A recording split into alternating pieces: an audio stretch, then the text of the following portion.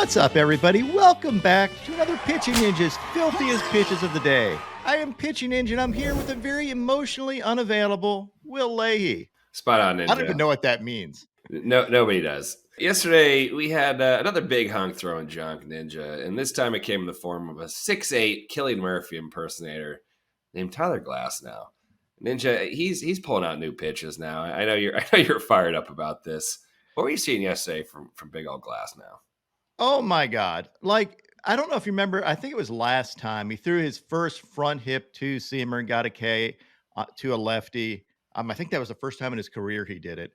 And I was like, this isn't fair. They think they're going to wear it because his typical fastball cuts a little bit or is mostly straight. If anything, it cuts sometimes. And then you get this pitch coming right at you. You think it's going to hit you and it ends up in the strike zone. This is not fair on any planet. This is outlawed by the Geneva Convention. And check out this, as if Glasnow isn't overpowering enough, he actually turns and just does a velo check. The self-proclaimed little radar slut just takes a look at the gun as if it matters. He's incinerating guys. He throws gas. He has a ridiculous hammer and a great curveball too, Will.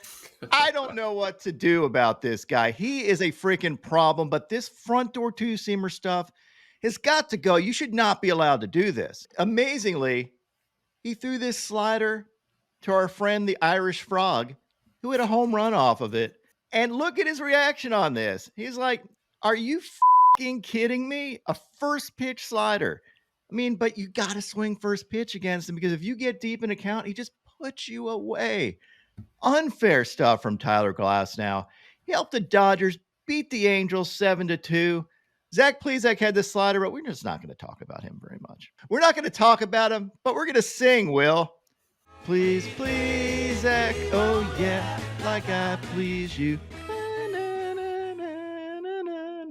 The hits don't stop on Pitching Ninja's Top 5. And the hits also didn't stop with Shohei Ohtani, because for the second day in a row, he is the recipient of the Dong of the Day for smashing this ball 459 into the Chavez Ravine. He just one-upped himself, Ninja, and he's really just making the Angels feel like a bag of dicks here for letting him slide. Yesterday, 455, one-upping himself here with 459. That's your Dong of the Day. I loved Robert's reaction on that, too. Now for the whip around the league. Drew Thorpe had 5 Ks in 6 scoreless innings, giving up 2 hits. He had these wicked changeups, and he helped do the impossible yesterday as the White Sox beat the Tigers 5-1. Hell yeah, break up the White Sox. He outdueled Kenta Maeda, who had 5 Ks in 4 2/3 innings, giving up 3 runs, and had these sweepers, including his painted sweeper and these splitters. Miles Michaelis had 3 Ks in 6 innings, giving up 4 runs as the Cardinals flew past the Giants 9-4. He had this front door two-seamer. He faced Jordan Hicks. Only had 1 K in 4 innings, giving up 5 runs, and had this sweeper. Mitchell Parker had 8 Ks in 6 innings, giving up 4 runs, and honestly, his stuff looked really good, especially his curveball, which he threw over and over again.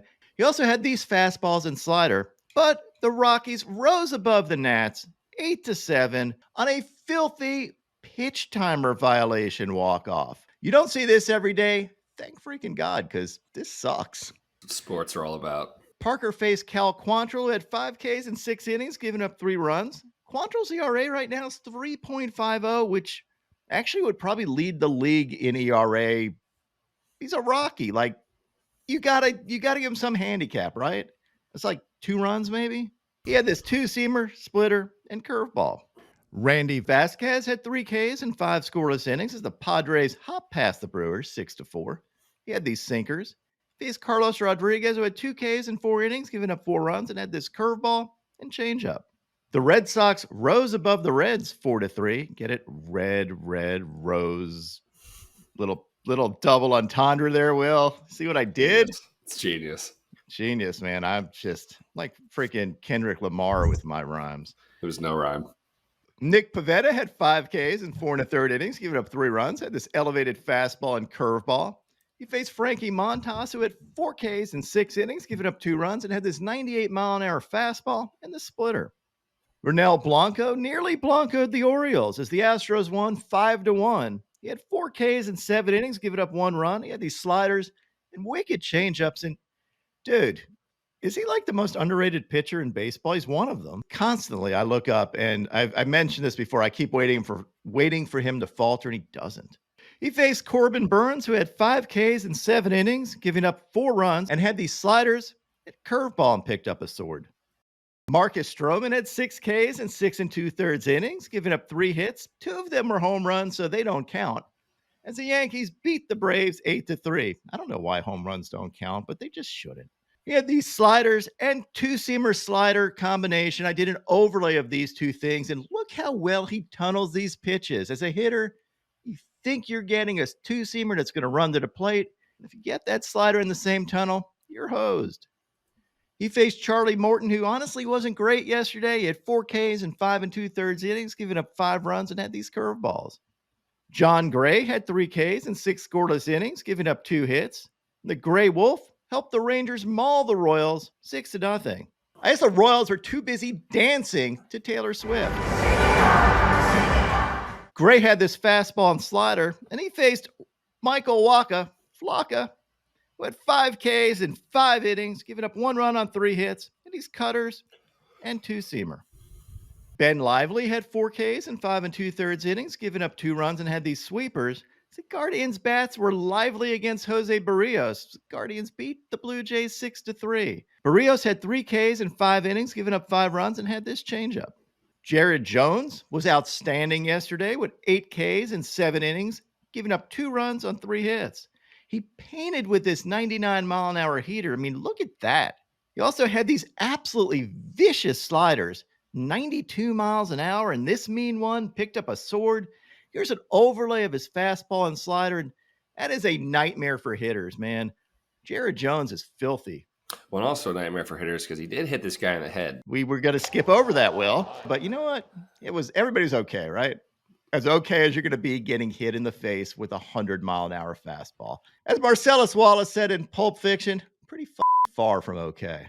He helped the Pirates slash the Rays 4-3. Zach Eflin had 6 Ks in 7 innings, giving up 4 runs. Had this two-seamer, including this painted two-seamer, and this curveball. Bailey Ober threw a complete game yesterday. Everybody, ninja round of applause for the 6'9" giant Bailey Ober, who had 10 Ks in this complete game, giving up 2 runs. Both were on home runs, so they don't really count. As the Twins pounded the A's 10-2. Ober had these changeups and picked up 9 swings and misses on his changeup. He had 23 swings and misses for the game. Great stuff from Ober. Jameson Taillon had 10 Ks in 7 innings, giving up only 1 run. And don't look now, but Taillon's ERA is now 2.9 as he led the Cubs over the Mets 8-1. The Cubs could beat the Mets, but New York pizza is still better than Chicago pizza. Let us know in the comments. Do you like New York pizza or Chicago pizza? I will say I could be in the mood for either. Chicago pizza will fill you the up, though. Like, you have 2 pieces of that, you ain't gonna move for a while. To me, it's not close. It's New York by about 100 miles. If you're in Chicago and you got some suggestions, let me know. But the extra deep dish, it's good for a slice and nothing more. Wow. This is really controversial here, Will. I feel like you're the villain. You're the heel. Anyway, back to Jameson Taillon. He had these fastballs, these cutters and sweepers and curveball. His whole arsenal unleashed. Great game for Jameson Taillon. He outdueled Tyler McGill, who had 6 Ks in 3 innings, giving up 6 runs, and had this painted fastball. Logan Gilbert was fantastic yesterday with 6 Ks at 8 scoreless innings as the Mariners filleted the Marlins 9-0. Gilbert had these curveballs and sliders, picked up 13 swings and misses on his slider yesterday out of 19 total for the game. But again, I freaking love his splitter. Look at these things. They come out of his hand and they just absolutely drop. Puts no spin on it. It's just filthy.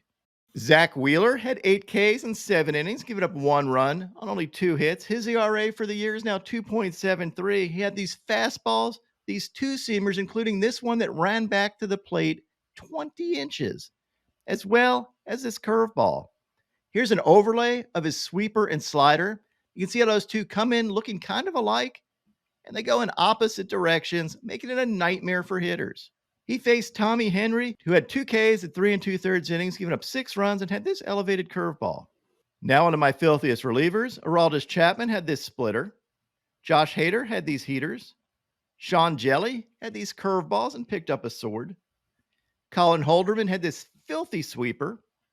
Nate Pearson had this 100-mile-an-hour gas and this filthy splitter. And Michael Kopech had this 100-mile-an-hour fastball and this 99 one just off the plate. I think everybody's just wanting to go home here. Ended the game. Wasn't close, but hell with it. It's the freaking White Sox. Just let them win.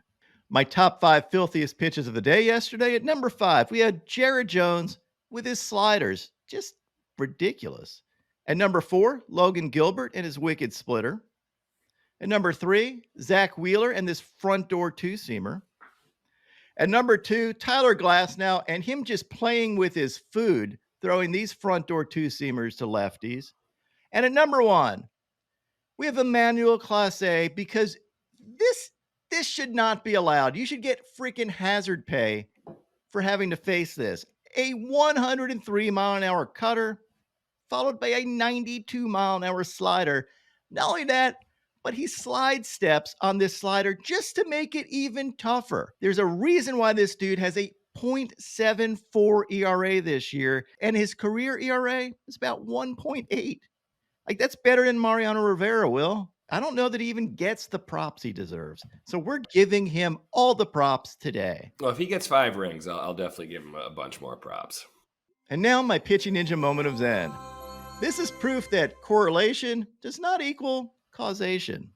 My picks of the day today are a 3-leg parlay. I'm going to start out with Reese Olson for 5 Ks or more, then take Michael King for 6 Ks or more, and top it off with Bryce Miller for 6 Ks or more. What would your picks of the day be?